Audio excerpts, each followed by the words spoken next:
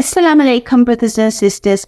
In this series, I'm talking to our new Muslim brothers and sisters about life once you've taken the Shahada, about everyday situations and challenges that you may face now that you've become a Muslim. In this episode, I want to talk to you about, can you be a new Muslim living life in the West? Now, you've accepted Islam. You may have told your family who are processing the information. When the realization hits you, can you live life as a new Muslim in the West? And like with anything in this world, there are benefits and there are challenges, and you have to overcome them. Now, for many new Muslims, they do choose to relocate to a Muslim majority country to learn their Islam. Many do this, many thrive, many stay there for the rest of their life, or many just stay for a few years before returning back. And if you have the means to do this, and this is something that you really would like to do, then go ahead and do it. My only advice is that you research the country that you choose to go to before moving there to make sure that it is something that you can do, because often the cultures in Muslim majority countries are extremely different to what we are used to. And you have to make sure that you are able to cope there. Now, I lived in Egypt for 12 years and I learned my basic Islam there. I learned how to pray. I learned a lot of Islamic manners. And it is very true that you can learn a lot about Islam by being surrounded constantly by Muslims. That's without a doubt. But don't do like I did, or many new Muslims do, and that is be naive enough to think that every Muslim in a Muslim majority country is following Islam to a T. Because Muslims are human beings. They make mistakes. Some of them sadly commit crimes. And not everyone is following Islam, even in Muslim majority countries. So do make sure that you go in with that realistic approach. There are benefits, of course, in moving to a Muslim majority country. For example, you will hear the adhan 5 times a day, which is just beautiful. Fridays and Saturdays are the weekends, so you will get to immerse yourself in the Friday prayer, hear the khutbah, maybe learn Arabic, and the spirituality of that is really beautiful. You will also, of course, get to experience the beautiful spirit of Ramadan, Eid al-Fitr, Eid al-Adha in a majority Muslim country, and there is no other feeling like it.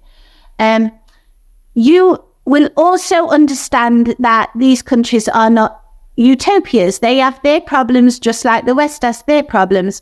But there is a great sense of community feel in these countries still, whereas in the West it has declined a lot. But if you choose to do that is fine. Just do your research before you go.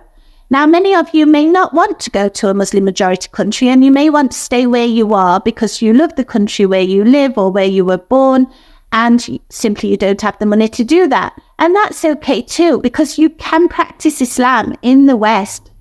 Fine. A lot of people often get mixed up between culture and religion, and a lot of people associate Islam with being Arab. Now, you don't have to be Arab to practice Islam.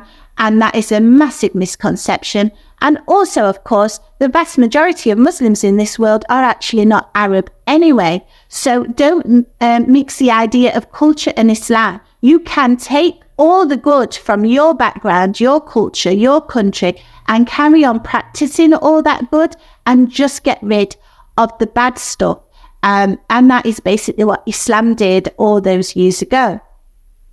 Now, there will be temptations. Of course there will be. You cannot any longer go to bars and clubs if you were used to doing that. Those kind of temptations will just lead you on the bad path, and you want to steer clear of that. But that doesn't mean you ditch your old friends. Of course not. You've probably been friends with them for a very long time.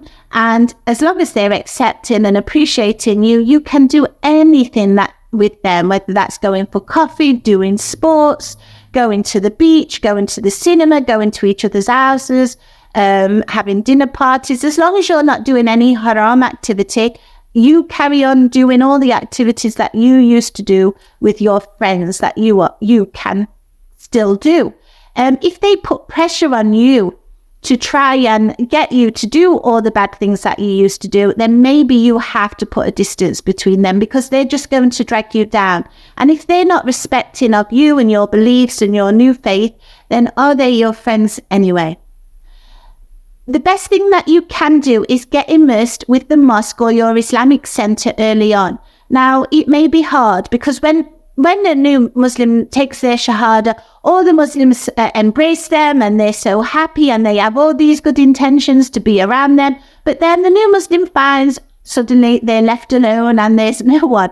And that can be quite isolated. But here is where you as a new Muslim have to make that extra effort, more so than ever, to make new friends. Now, a lot of masjids or Islamic centers in the West now do have gyms, or they do have some kind of football pitch or basketball, or they have many activities going on. So if you can join as many of them as you can, you will quickly make friends. And inshallah, these will be lifelong friends, but you will have to put that effort in.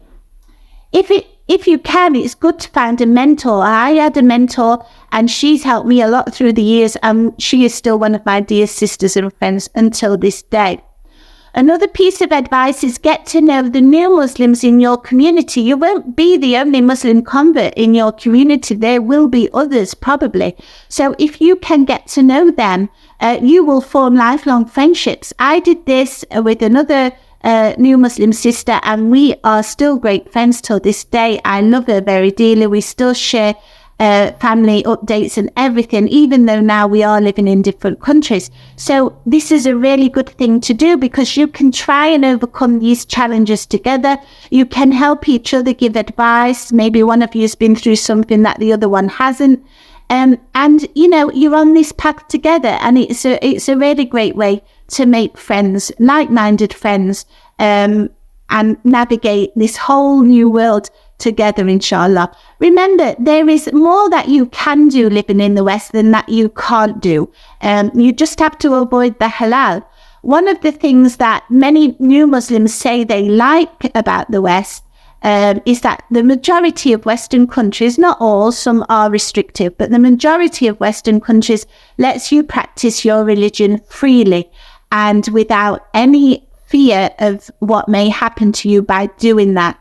So that is a massive advantage. And through that, you can actually be an ambassador of Islam to those non-Muslim friends and relatives around you, showing them how good Islam has made you into an even better person than you already are, showing them the great traits that Islam teaches us, such as kindness, gentleness, trusting, patience, all of those things. So can you live life as a new Muslim in the West? Yes, you most certainly can. And inshallah, you will be a great ambassador. Assalamu alaikum rahmatullahi wa barakatuh.